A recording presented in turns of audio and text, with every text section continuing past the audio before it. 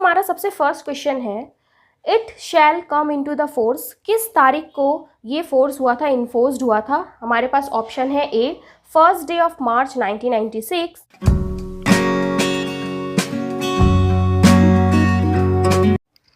हाय friends, कैसे हैं आप सब? आप सभी का बहुत वेलकम है ऐसे क्लासेस में। दोस्तों, आज का हमारा टॉपिक है एमसीक्यू ऑन बीओसीडब्ल्यू एक्ट, यानी कि बिल्डिंग और कंस्ट्रक्शन ऑफ अदर वर्क्स के ऊपर आज हम एमसीक्यू सॉल्व करेंगे, जिसमें मैं आपको बहुत ही सारे इंपॉर्टेंट और ढेर सारे क्वेश्चन सॉल्व करवाऊंगी, जिससे आपका कॉन्फिडेंस एग्जाम के लिए बढ़ेगा। ये एक तरीके का मॉक टेस्ट होगा, जिसमें अगर आपको आंसर्स आएंगे तो आप मेरे आंसर के पहले आप अपने आंसर को ज़रूर कमेंट करें, जिससे आप एग्जाम के लिए रेडी होते जाएंगे।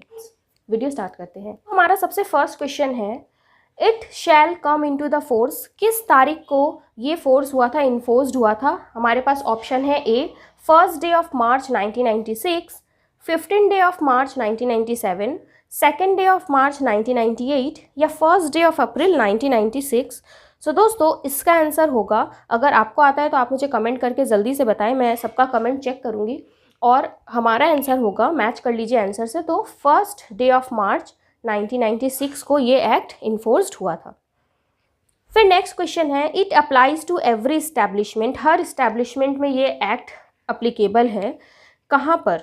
ऑप्शन है ए, 10 और मोर बिल्डिंग वर्कर, जहाँ पर 10 वर्कर काम करते हों, 20 और मोर या 20 काम करते हों, सी 350 और मोर, 50 से ज़्यादा, या 10 और लेस बिल्डिंग वर्कर। तो यहाँ पर अगर आपने एक्ट पढ़ा होगा तो आपको ये आंसर आना चाहिए, बहुत ही ईजी आंसर है। सो इसका आंसर होगा 2 का 1, यानी कि जहाँ पर भी 10 या उससे ज़्यादा वर्कर काम करते हो वहाँ पर ये एक्ट एप्लीकेबल होगा।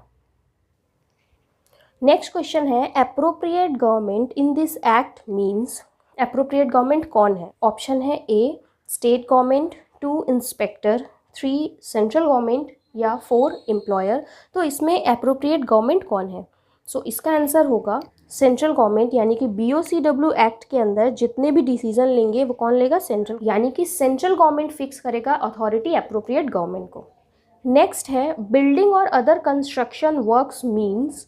इसका बीओसीडब्ल्यू का मतलब क्या होता है, मतलब कौन कौन से वर्क इसके अंदर आएंगे? ऑप्शन है A, cooling towers, 2 dams and canals, 3 telegraph and overseas communication, या 4 ऑल ऑफ द अबव। तो इसका आंसर होगा कि building and other construction work में कौन कौन से वर्क आते हैं, तो लगभग ये सारे वर्क ही आते हैं। अगर आपने वीडियो अच्छे से देखी होगी, मैंने अपलोड की थी या रीडिंग की है, तो आपको ये सब आंसर समझ में आ रहा होगा। मैंने उसमें सारे आंसर आपको बताए थे पढ़ाते वक्त। फिर नेक्स्ट क्वेश्चन है 5 number, building worker means a person who is employed to do. Building worker का मतलब क्या होता है? एक पर्सन जो कौन कौन से काम करेगा, चाहे वो स्किल्ड हो, 2 सेमी स्किल्ड हो, 3 अनस्किल्ड हो, या फिर ऑल ऑफ द अबव।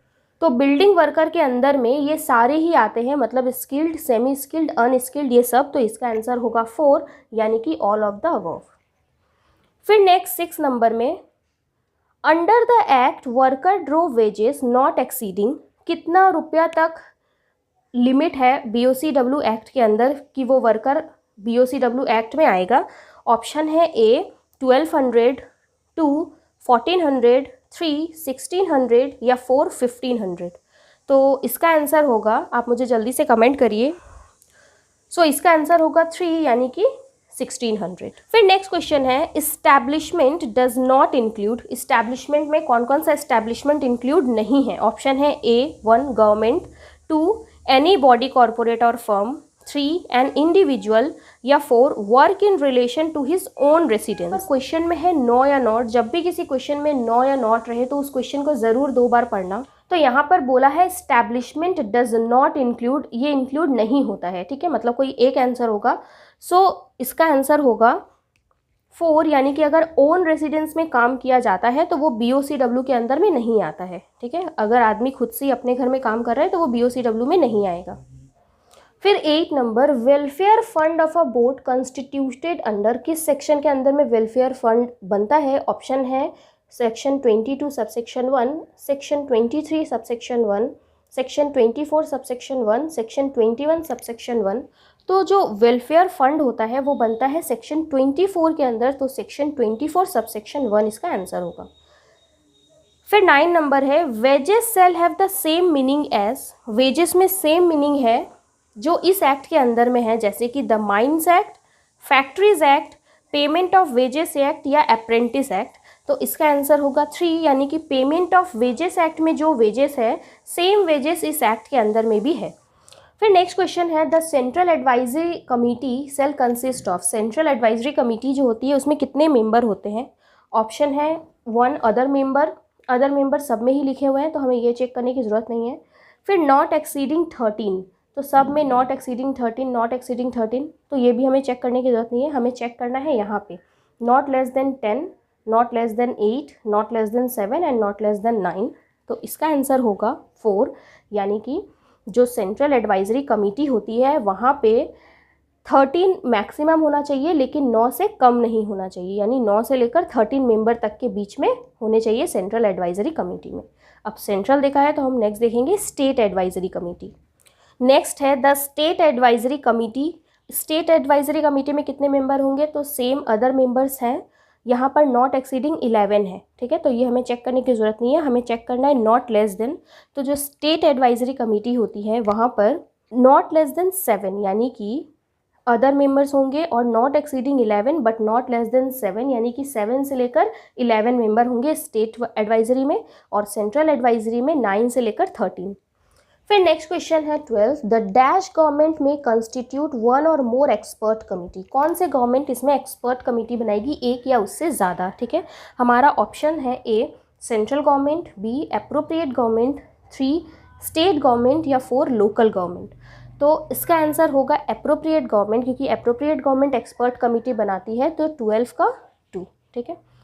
फिर नेक्स्ट 13 नंबर क्वेश्चन में registration as a beneficiary under this act. इस एक्ट के अंदर में बेनिफिशरी का रजिस्ट्रेशन होता है, जैसा कि मैंने आपको एक्ट में पढ़ाया था, आपने अगर देखा होगा कॉन्सेंट्रेट होकर या फिर रीडिंग किया होगा, तो वहाँ पर क्या है, work for not less then 20 days during the preceding 12 month, तभी उस बेनिफिशरी का रजिस्ट्रेशन हो पाएगा। Work not less then 30 days during preceding 12 month, मतलब 12 महीने में 20 दिन या 30 दिन काम किया हो, या फिर पिछले 12 महीने में 90 डेज़ काम किया हो, या फिर पिछले 12 महीने में 50 डेज़ काम किया हो, तब उसका रजिस्ट्रेशन पॉसिबल है। तो कितने डेज़ काम करने पे उसका रजिस्ट्रेशन पॉसिबल है? तो इसका आंसर होगा 90 डेज, यानी कि बेनिफिशरी कम से कम 90 डेज़ काम किया हो प्रीसीडिंग 12 मंथ्स में 3 महीने, तभी उसका बेनिफिशरी में रजिस्ट्रेशन होगा। फिर next 14, cessation as a beneficiary at the age of dash years. किस ईयर में जाने के बाद बेनिफिशरी से सीजेशन यानी खत्म हो जाएगा बेनिफिशरी? ऑप्शन है ए 60, 2 25, 3 39 या 4 58। तो इसका आंसर होगा 60, यानी कि 60 एज में जाने के बाद बेनिफिशरी हट जाएगा। फिर नेक्स्ट 15 नंबर क्वेश्चन है, beneficiary has not paid his contribution for a continuous period of not less than dash shall cease to be a beneficiary. हर बेनिफिशरी को अपना कंट्रीब्यूशन कुछ पैसा देना पड़ता है कंटिन्यूस पीरियड के लिए। अगर वो पैसा नहीं देता है कितने दिन तक, तो उसका बेनिफिशरी जो है वो हट जाएगा। ऑप्शन है ए 1 ईयर, 2 6 मंथ, 3 मंथ्स या 4 30 डेज। तो इसका आंसर होगा 1 ईयर। अगर बेनिफिशरी 1 साल तक पैसे नहीं कंट्रीब्यूट करता है तो उसका बेनिफिशरी हट जाएगा। सो दोस्तों ये है आज का लास्ट क्वेश्चन। लास्ट क्वेश्चन के पहले मैं आपको बता दूं कि अगर आपको इस एक्ट से रिलेटेड या एमसीक्यू से रिलेटेड नोट्स वगैरह चाहिए और भी कई एक्ट से रिलेटेड, तो उसके लिए आप हमें व्हाट्सएप पे मैसेज कर सकते हैं। आपको डिस्क्रिप्शन में सारी इन्फॉर्मेशन दी हुई है, आप कैसे हमें व्हाट्सएप करेंगे, ठीक है। So 16 number, no board shall in any financial year expense on toward salaries allowing exceeding.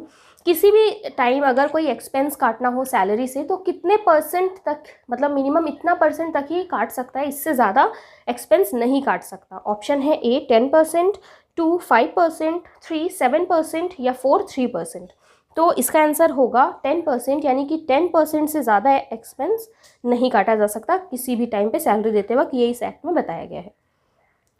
सो दोस्तों आज के लिए इतना ही। अगर आपको और भी नए नए एक्ट से रिलेटेड एमसीक्यूज़ चाहिए, वीडियोस चाहिए, तो उसके लिए आप हमें कमेंट कर सकते हैं, हमें बता सकते हैं।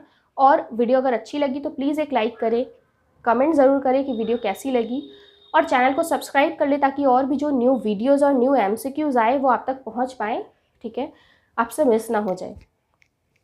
अगर आपने, मैं सारे कमेंट्स ऐसे चेक करूँगी कि आपने आंसर कैसे दिए।